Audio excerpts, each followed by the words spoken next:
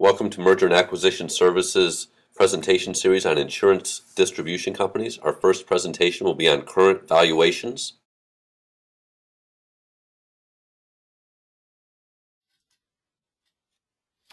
Our objective today is to have an overview of the pro forma income statement and go line item through line item for both the revenue and the expense side and show some of the adjustments and how to create a pro forma income statement or profit and loss statement from scratch.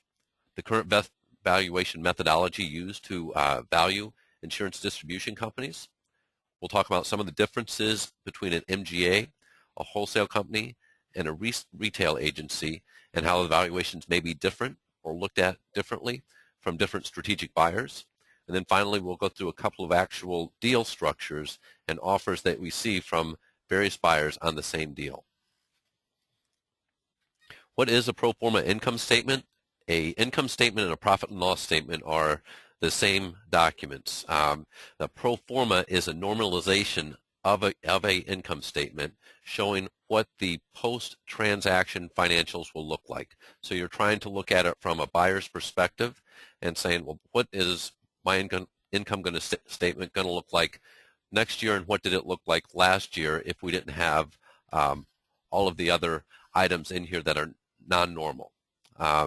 The key term here is EBITDA, earnings before interest, taxes, depreciation, and amortization. Almost all insurance agencies are valued as a multiple of pro forma EBITDA. The most current 12 months or trailing 12 months is the most relevant period when you're looking to value an insurance agency. Some of the things that you'll look at that are very common to make adjustments are the owner's salary and correspondent expenses. Sometimes owners do not pay themselves a salary whatsoever, but in a buyer's circumstance, you'll need to put a market value in for an owner or a general manager. Sometimes an owner is paying himself an excess salary or family members excess salaries. Same with excess and redundant staffing. Sometimes you might have a set of employees that have been with you for 25 years, and post-transaction their functions may not be necessary. Sometimes you may have family members on the payroll that are above market value. You look at extraordinary and non-recurring income and expenses. Just as perhaps if a P&C insurance company has a one-time large life insurance commission come in that's non-recurring, that rarely ever happens, you might take that out of a pro forma. Personal expenses, if you have your personal automobile that's running through there, your personal country club dues that run through your P&L, anything that's personal to the owner or the owner's family that is not normal, you would adjust in a pro forma. And then, of course, you take out all of the non-operating expenses to get to EBITDA, which would be depreciation, interest expense, amortization, and taxes. A buyer is going to have their own interest structure. They're going to have a different depreciation schedule. They're going to have a different tax schedule than you have. So you take those things out to come up with a normalized pro forma EBITDA. Here is an example, and we're going to use this example. We're going to go through this in detail right now, and then we're going to use this example and these numbers throughout the rest of the presentation. So first you create a, in this case, a spreadsheet, and I've contracted some of the different areas like operating income, which would include rents and utilities, telephone, internet, websites, things like that, all into this operating thing. And I've broken out some of the other expense categories, selling expenses and compensation expenses. But generally you start with your actual P&L, so the middle line there that says 2011 and goes all the way down, those are actual numbers off of a income statement. You have just over $2 million in total revenues, and you have a total expense line item of $1.65 million, leaving about $350,000 in EBITDA. Then you create a column right next to it and say, well, let's make adjustments and normalize this entire income statement. The first adjustment that you'll make is to commission and fees. You can see I made a $25,000 adjustment there. And in this case, that's an adjustment for the loss of an account at the end of the year. This is based on full year 2011 financials. So in December of 2011, we got a letter, a BOR, broker of record letter, that said, hey, I'm not renewing come January 1st with you. I'm going with a different agency. That account was worth $25,000 in commission. We knew that that happened and that we couldn't count that going forward, so we made that $25,000 adjustment. On the same side, if you have a new account that just signed up or an account that you've had for a couple of years and it acquired another company and it's going to increase by $25,000, you might have a upwards adjustment in that as well. The second line, and then you footnote it over all the way to the right. You put a note by it, what that is. Second, you have contingent and bonus income. In this instance, this was a one-time life insurance commission, and this was a pure P&C agency that did little to no life and health. So they got this one-time life insurance commission. They put it in there. It's in their financials, but it's not likely to recur. So when you're looking at paying a multiple of EBITDA, that's a one-time non-recurring income item. So we adjust that out. Interest income, again, that's a non-operating income or expense. You adjust that out. That's C there. Next, we go down to the compensation levels. And the first thing you look at is the owner's compensation. Currently, this owner was paying himself $225,000 a year to run the agency. But for the most part, this individual was in maybe 3 days a week, signing payroll checks, coming into the office, talking to a couple of clients, but not really in an active producer role, bringing in new business, actively hiring and firing. It was kind of a status quo 3-day-a-week job for him. So what we said was, well, what would it take, since you're selling your agency and you're now leaving, what would it take to replace your duties and responsibilities? And we didn't think that we need a high-cost producer in there. What we thought was we would be able to find someone at a value of $100,000, market value of $100,000, to act as a general manager type role. So that's where we came out with this D. Conversely, if the owner was taking zero salary, which you see a lot, and only takes out whatever the bottom line net income is out of the agency, you will want to put in a market value person to replace the owner once the agency sold and the owner is retired or leaves. Or if he is staying, you'll want to put him at a market value. The next line item is compensation.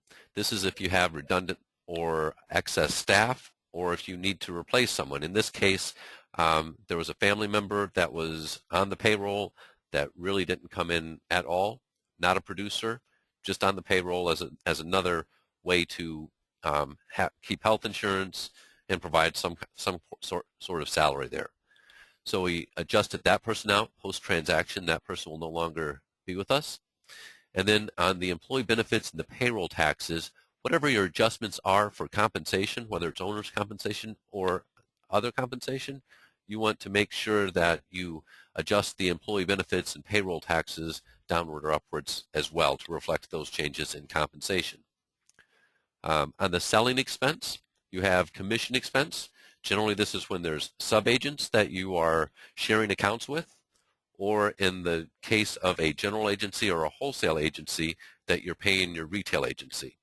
Generally, when you are doing this kind of pro forma for a wholesale agency, you'll have a cost of goods sold line right underneath the revenues, and you'll move that commission expense to COGS. You have travel and entertainment. The adjustment that we made here of $25,000 would be to adjust for the owner's country club dues and other travel perks that an owner may take out in the normal course of business. That's not necessary to run the business. You have an automobile expense. This is for the owner's personal auto, so we took the entire amount out. If you are paying mileage to your producers, which most agencies are, you would leave that mileage expense in. This is only if it's personal to the owner or his family, or it's not necessary in the normal course of business there. And then advertising and marketing. We made no adjustments here, but sometimes you will look at an adjustment. If you look at the last 3 years of marketing and advertising expense, and you see that everything's been running at $50,000, and then you have this 1 year at $90,000, you might look at it and say, well, why was that jump so high? Are we going to keep it there? Was that for a one-time event that we're not going to do again? Or conversely, it might be smaller and say, hey, why did it go down? We might need to adjust that up. But in general, No one wants to buy something that you're not spending advertising, marketing dollars on. So we made no adjustments there. For operating income, we made a $15,000 adjustment in here to reflect that the owner owned the building that they were in and was paying excess rent to the building. So it's just a way for a tax advantage for the owner to pay excess rent there. So we made it to a normal rent, market value rent. Another agency that I sold last year, we had a $75,000 rent expense, and it was Class A space, and it was probably twice the size of what they needed. So he was in the process of moving the location, but not for another 4 months after the sale, and had already had a quote on in a place 2 streets down that was much smaller at a rent of $40,000. So we were able to take that $35,000 difference in rent and put it into our pro forma and say, hey, here's the place that we're going to move to in 4 months, or if you buy it this month, here's the place that you should move to in the next 4 months. So that was an adjustment to the rent line item there. And then at the bottom, you take all of your non-operating expenses and adjust those out. Again, that's amortization, depreciation, interest, and taxes. And in this case, there's a pension that the owner was paying himself as well of $40,000. SEP IRAs, other employee benefits that are more for the retirement of the owner than anything else, you would adjust out. Of course, if you have a staff of 30 employees and they're all on your 401k benefit plan, you wouldn't make an adjustment to their 401k to adjust those out, because you would expect that whoever buys that's going to keep that same expense going forward. So after you make all of these adjustments to your revenue and to your expenses, you look over to the right-hand side and you can say, well, on a normalized basis, our revenues went from $2.01 million to $1.95 million, but our expenses went down from $1.65 to $1.27 million. And at the very bottom, that yellow highlighted number of $678,000 is our pro forma EBITDA number. That's the base number that we're going to value this agency off of. You look over a little bit to the right, and as a percentage of revenue, it's 34.8%. That's indicative of a well-run agency. For an agency this size, you can see anything from a 25 to a 50% profit margin. If you're looking at mostly personal lines or non-standard auto agencies, you can get much thinner than that in the 0 to 15% range, and then in some of the specialized MGAs that have products, you can get 50% or higher. It just depends, but 35% is definitely a well-run agency of $2 million in revenue. This slide here just shows all of the adjustments that we just talked about. But as you're doing your pro formas and you're creating your pro forma, you want to make sure that you document every adjustment that you make, and you can back that adjustment up. The valuation, I mentioned that the most common valuation metric is a multiple of EBITDA. A lot of agencies talk in terms of a multiple of revenue as well, or a multiple of commissions, and that's used primarily, one, for books of business that are less than $1 million in commission income. So you may not have a true EBITDA. If you have a producer that has one CSR, it has $1 million book of commission income and $75,000 in expenses, your EBITDA is really not $925,000, and you can expect to get a 6 times multiple of that. Then you'll look to a multiple of revenue. That looks much more like a book of business purchase than as a true agency purchase that has an infrastructure, systems in place, employees, market-based salaried producers, things like that. So generally it's a multiple of EBITDA, and then you'll use a multiple of revenue as a gut check on, hey, is that still in line with what agencies sell for? Steps in the valuation process. So you'll create a pro forma income statements to normalize EBITDA for the past 3 to 5 years. That's the first step. We did 1 year there. We did 2011. But if I were doing a valuation for any company, I would do 2009, 2010, 2011, and then most importantly, I would do a trailing 12 months pro forma EBITDA or pro forma income statement, which As of today, I would end it as February 28th, 2012, and run that back through March 1st, 2011. That trailing 12 months is the most relevant piece of valuation data that you're going to have. Next, you want to forecast future earnings. Usually you'll do that for 3 to 5 years. The longer it goes out, the more iffy it is and less credible. But definitely I would have projections for 2012, 2013, and 2014. And if there was a high growth rate on those years, I'd want to know why, whether it's in PIF counts, policy in force counts, or whether am I anticipating a 10% hardening in the market each one of those years. I mean, I think you definitely have to explain why your projections are what they are in terms of growth. Then you want to benchmark the firm compared to the industry and to other similar firms. And when you're doing this, you'll want to use P&C firms to other P&C firms, employee benefit firms to other employee benefit firms, MGAs to other MGAs. You want to stay in the same size range. So if you're a $10 million agency, you don't want to compare yourself to a $400 million agency, nor do you want to compare yourself to a $500,000 agency. I don't think that geographically it matters all that much if you're a California agency or a New York agency or a Florida agency, whether you should say, hey, this agency's in New York, that's going to be valued differently than a Florida agency. Not really. I mean, Florida doesn't have taxes, so there's going to be a little bit of bump to your EBITDA there, but other than that, I don't think that there's any geographic differences. Then you want to determine the valuations for the firm using these comparable sales that you have, and you will apply a appropriate multiple of EBITDA to your pro forma, your trailing 12 months, and then you'll run through that and validate, yep, all of my adjustments seem correct. If I apply this multiple of EBITDA, this is the value I get, and that doesn't seem out of line with what the other agencies that have sold for in the recent year look like, nor does it look out of place in terms of a multiple of revenue. It's not 0.5 times revenue, nor is it 6 times revenue. So it's so you get all that, and that's how you determine your valuation. The biggest valuation drivers, I've listed 10 here, and I'm going to go through them very quickly.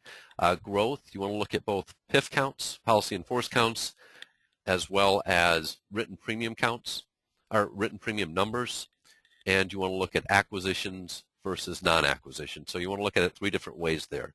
Profitability, you want to look at your margin, your net income divided by revenues, your EBITDA divided by revenues. You want to look at your revenue per employee, and you can benchmark all of these things against the industry and comparable sales. Your customer relationships, you want to look at client concentration. And if you do have a fair amount of client concentration, you want to have some detail on those larger clients. How long have they been with you? Are they owned by a private equity group? If they are owned by a private equity group, how long, and are they likely to be sold, and is that going to affect me? Are they growing by acquisition? Are they shrinking because of the economy? You want to know a little bit about those larger sized clients. You want the size and scale of operations makes a difference. The larger and more scalable an operation is, there's a premium to be added to that. So a $1 million commission income agency is valued, all things being equal, less than a $10 million agency. Once you get up over $50 million in commission, now you're talking about a much larger transaction where the alternative might not be to sell, but it might be to have a initial public offering. So the valuation gets even higher there, and the strategic buyers aren't just competing with one another, they're then competing with the possibility of going public. Your mix of business matters, all things being equal. Having a diverse revenue streams is more valuable than having a single revenue stream. So if you are 40% benefits, 40% P&C, and 20% financial services, that looks more attractive overall than just having general employee benefits. Your retention ratios, we talked about your top 10 customers, but overall you'll want the higher the retention ratios, the more valuable the agency. If you can run at a 95% retention ratio, that's much better than running at a 65% retention ratio. So again, all things being equal, non-standard auto, which might run in the 60s to 70s in a retention ratio, not quite as valuable as a similar sized agency that's running a standard book in the 85 to 95% retention ratio. Your management, the strength and bench strength of your management team is very important. Whether there's any holes there, whether you have someone to replace you as you're walking out, whether you have a CFO in place, and the strength of those managers, that increases the value of your agency. Then you have the services and products that you offer. Right now, we are seeing a premium being put on niche, specialty niche business, especially if it's profitable business. A couple of examples might be recreational marine business, or in the case of professional liability sounds pretty broad, but then you have medical liability, attorney liability, accountant liability. If we just take med-mal, you can even get more specialized than that and say orthopedic surgeons. So generally, niches are very good, especially if there's an underwriting component to it, and you can show that you're more profitable in that niche than the industry is overall. Having systems in place, whether you're using AMS 360 or whether you're using Excel, that makes a big difference. Whether you use your own internal servers or you don't have servers, I mean, it just matters if you have systems in place and they're utilized across your organization. The contracts, I've put two of the most important contracts in here. The non-competes with your producers are extremely important. If you have 10 producers that work for you and 8 of them do not have non-competes, that's going to depress the value of your agency greatly, because once the agency's purchased, what has the buyer bought? Any one of those 8 producers can leave and possibly take their book of business with them. If you're buying an agency, you want to make sure that those non-competes are in place before you sign a letter of intent to move forward. I mean, that's an extremely important component to buying or selling an agency. And then your carrier contracts on the MGA side or a wholesale side where you have specialty exclusive contracts. Those contracts can be much more lucrative and much more valuable in the sale than everyone that has the same 12% commission workers' comp program with the Hartford and Travelers and all the other standard carriers. Some of the current valuation metrics, and again, if we went back one slide, you can just look at all the different valuation drivers you have here. Some drivers are going to be more important to certain operations than others. But here's kind of a range of where the market is as it exists today. For property and casualty agencies, you would look for a 5 to 8 times multiple of EBITDA, and this would include earn-out components as well. And for MGAs, MGUs, wholesalers with specialty products, you might look for a 5 to 10 times. I've just recently adjusted this slide here to move that to 10 times, and the reason that you would look for a 10 times is Brown & Brown just purchased Arrowhead for a 10 times multiple of EBITDA. So you can see that that's the very high end of the scale. They were operating at a 40% profit margin, and they were writing $105 million of revenue. So that's the very high end of the market, I would say. On the employee benefits side, there's a fairly sizable range there between 4 and 7, and I would say that the smaller employee benefit agencies that primarily service small businesses with less than 50 lives there's a one, depressed valuation on them because of the uncertainty in the healthcare market, and 2, there's just not as many buyers as there were 2 years ago before healthcare was enacted. On the larger than 50 lives, or especially larger than 100 lives, there's still a very strong demand for employee benefit agencies, and you can still get a market, 5, 6, 7, or even higher multiple if you can demonstrate that your clients are growing, that your commissions aren't being compressed that much, and that you have a strong franchise. Wholesale and GAs, we saw a couple of those trade in 2010, not so many last year, and I would say that there's still a lot of uncertainty with the healthcare law and how health insurance GAs are going to play into that.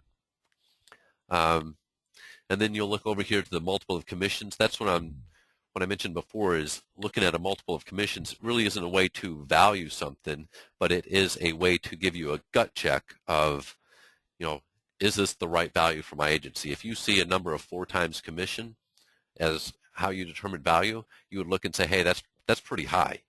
I don't know if that's right. Let me go back and look at my underlying assumptions. Maybe there's been a mistake made, but that might be too high. Even 3.5 is very, very high. If you're looking at something of less than a 1 times multiple of revenue, you'll be thinking, wow, that's a pretty low valuation. Let me go back and look at my assumptions and see if everything's correct there. Here's an example. If we took those numbers that we had before, we had a pro forma EBITDA of $678,000, and we compared it to all of our comparable multiples and said, hey, the range here, looks like it should be somewhere between 5.75 and 6.25 multiple of EBITDA. I'm using 6, and I use these numbers just as a round number. We think the agency's worth about $4 million.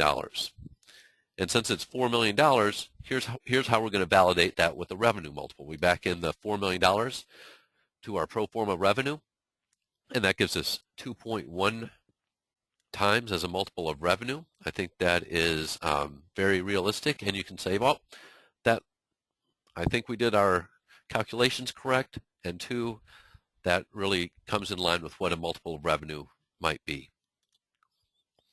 When you're looking for comparable sales, you might be saying, well, this isn't selling a house. I can't just go on Zillow.com and find all these comparable sales.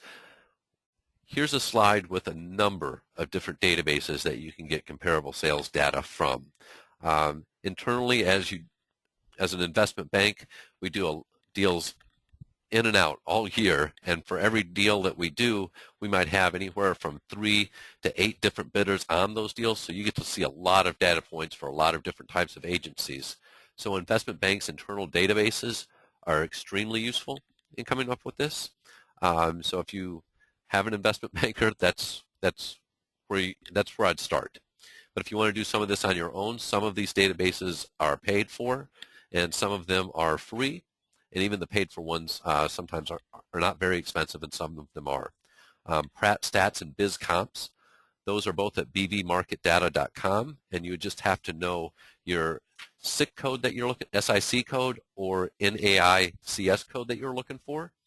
And for insurance agencies, the NAICS code is 52421. Again, that's 52421. That would work for BizComps, Pratt Stats, IBA, Merger Stats. Here are some other websites that you can go to get comparable sales for insurance agencies: donedeals.com, mergerstat.com, ambest.com, and snl.com. SNL is one of the more expensive databases, and that's primarily geared toward the carrier market, although you will find a lot of data on the publicly traded insurance brokerages, the Brown & Brown, Aon, AJ Gallagher. SEC.gov would be where you would go to get publicly traded data. So if you wanted to know all the details about the Arrowhead and Brown & Brown transaction, you might start with SEC.gov. You could go to the Brown & Brown website as well. Their Investors Relations tab would send you there, and you could listen to the presentation and see the PowerPoint and how they valued it there as well. All of these websites should provide data as a price as a percentage of sales and price as a multiple of EBITDA. When you're doing a comparable sales method, you go to all of these different databases, you create your own spreadsheet, and each database is going to have the data in slightly different formats, and you're going to want to put them all in one single format so that you can compare your agency and its data points to them. So first, you have to collect all the data from the databases. Then you have to evaluate them and put them in similar formats. You exclude outliers. I talked about a couple of outliers, such as size. So if you're a $10 million sales agency, commission agency, that's going to be different than a $1 million commission agency and much different than a $100 million commission agency. The profitability, again, you don't want to compare yourself. If you're $2 million operating at a 35% margin, you don't want to compare yourself at a $2 million 70% margin agency. I mean, that may not even be feasible. And then lines of business, if you're a P&C agency, you want to compare yourself to other P&C shops. You reconcile the values, and then you come to a conclusion of what you think the agency's worth, and now you evaluate some deal structures and terms. We're going to get into a lot of the deal structures and terms and some of the pitfalls in the process in the second webinar. managing general agencies that have underwriting authority. If you're an MGA and you have underwriting authority and you have this book of business that you've written and it's at least $10 million, and let's suppose that it's been writing at a combined ratio of 90% for the last 3 years running, the incumbent carrier that's on that book is making $1 million in addition to paying the commissions and everything else. Carriers will value that MGA as an acquisition opportunity more so than another MGA. A carrier will be able to use their own balance sheet to capture the underwriting profit, and when they're looking at MGAs to purchase, they may either do a profit share for that underwriting in addition to the purchase price as a multiple of EBITDA, or they may just give you additional consideration as cash at closing as part of the deal, looking at the underwriting profit. So if you're an MGA and you have a profitable book of business, you may find strategic carrier partners would be the very best buyers for you that can realize more value for the deal and pay more for the deal than others. Components of a deal structure, there's 3. There's cash, there's an earnout. An earnout is definitely risk-based, meaning risk and reward. If you grow over the next 3 years and you hit certain targets in an earnout, you can get a higher purchase price. If you shrink, you can get a lower purchase price. So it's earnouts are definitely risk and reward. A promissory note is just deferred payment. So it's generally for a 3 to 5 year period with a fixed interest rate. It's seller financing. It keeps the seller in the game, but the seller is also taking on credit risk of the buyer. Hey, you're going to pay me this, correct? So you have to act as a bank there. And then there's employment agreements and non-competes. Those are always components of every deal. The deal structure, again, this just talks about the back end, whether it's an earnout or a promissory note.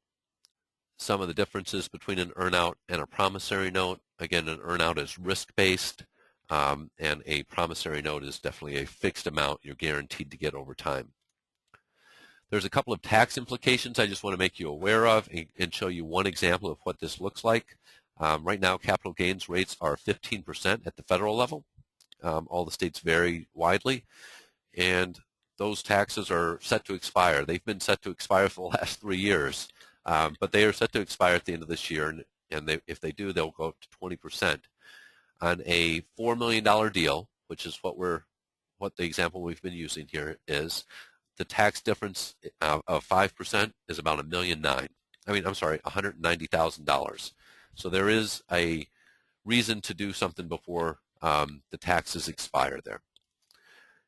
The bigger tax implication is if you're doing an asset sale, and most deals are asset sales, and you're a C Corp versus an S Corp. So if a C corporation does an asset deal, that corporation itself sells all of its assets. And if it sells $4 million of assets, it's going to pay a 35% interest rate or tax rate on that sale of assets. So if you look here, you take the $4 million, they pay $1.3 million in taxes, and then the corporation has no assets other than this cash balance after taxes of $2.7 million. When it distributes that to the shareholders in the form of probably a dividend, the shareholder then is going to pay long-term capital gains rates on it of 15%, or another $409,000. And then the shareholder is left with $2.3 million at the end of the day. So C corporations in an asset deal are double taxed in essence.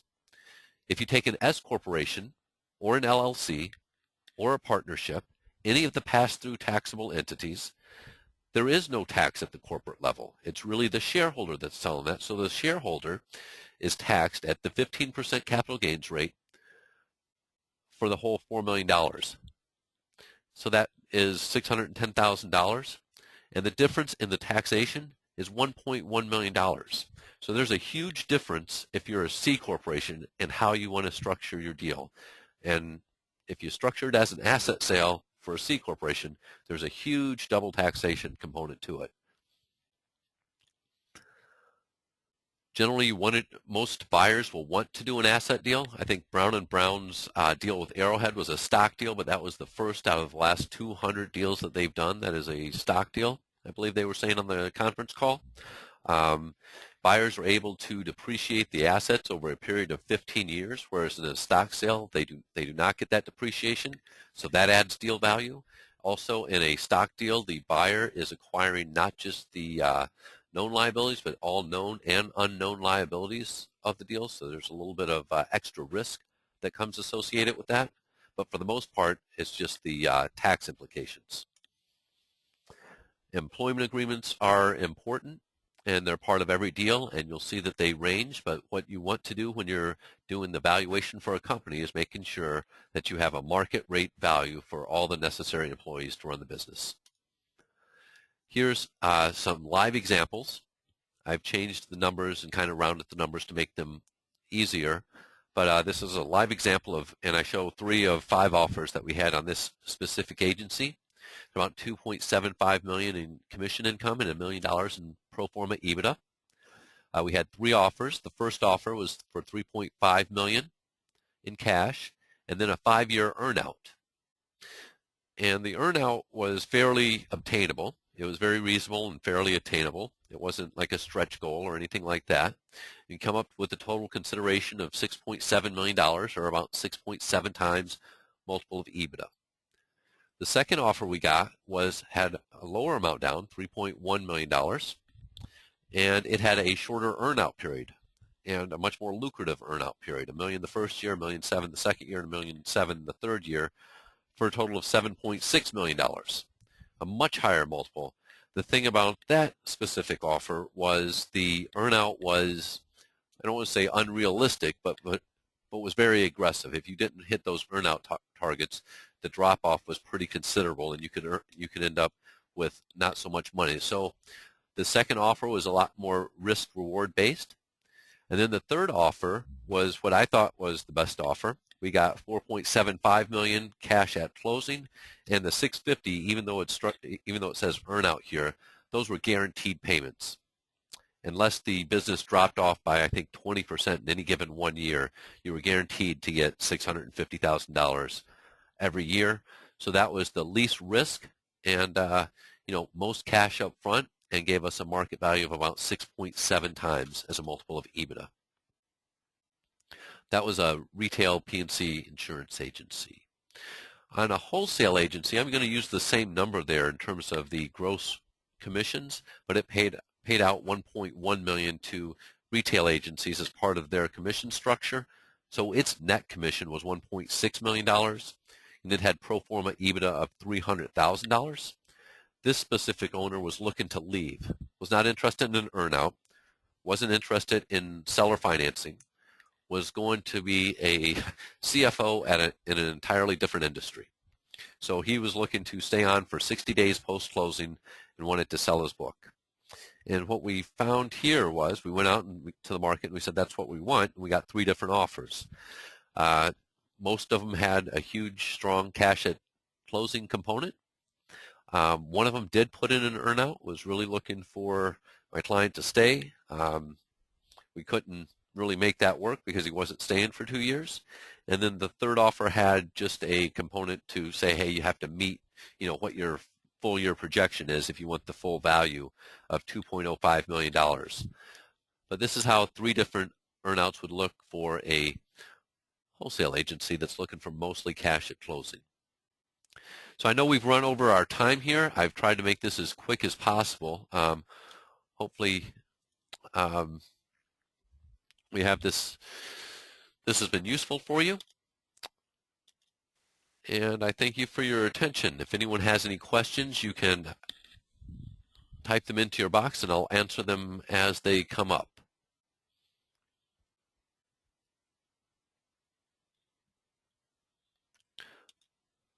Well, with that, our upcoming events will be on April 26th at 2 p.m. and we'll talk about the M&A process, the process of getting to a letter of the marketing process of how agencies are marketed, the LOI process of how the different terms that are negotiated and how to structure the deals.